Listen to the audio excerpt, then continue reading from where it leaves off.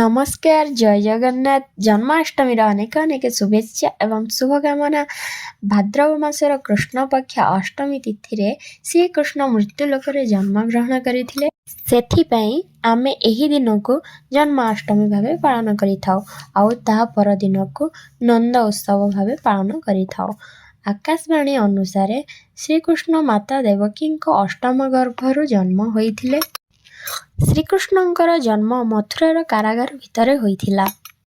श्रीकृष्णଙ୍କ जन्म परे योगमायाଙ୍କ मायारे सेठी थिबा सबु सैन्य आदि सोई जाइथिले एवं सबु द्वारर ताला मध्य खोली जाइथिला। वसुदेवଙ୍କ हातरे पड़िथिबा बेड़ी मध्य खोली जाइथिला। देवी योगमायाଙ୍କ आदेश अनुसार वसुदेव यमुना पार करी गोकुल रे पहुंचीथिले। नंदराजाଙ୍କ घरे श्रीकृष्णଙ୍କୁ छाड़ी नंदराजाଙ୍କ घरे जन्म नेइथिबा कन्या जिए कि योगमायाଙ୍କର अंश थिला तांको नेई आसीथिले। सेतेबेले माता यशोदा एवं पिता नंद निद्रारे थिले। आखि खोली देखिला बेले श्रीकृष्ण माता यशोदाଙ୍କ पाखरे खेलुथिले। श्रीकृष्णଙ୍କୁ देखि माता यशोदा एवं पिता नंदराजा अत्यंत खुशी होई जाइथिले। सेई खुशी रे नंदराजा ता परदिन नंद उत्सवर आयोजन करिथिले।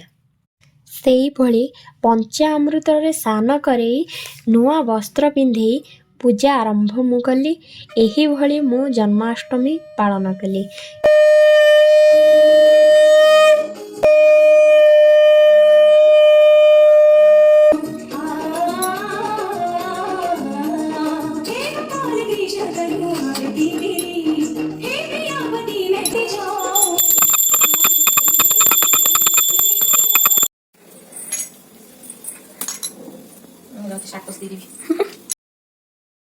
भिडियोटी भल लगिले लाइक शेयर सब्सक्राइब करदेबे। पुणी देखा हबो आउ गोटे न्यू भिडियो रे। नमस्कार जय जगन्नाथ जय राधा कृष्ण।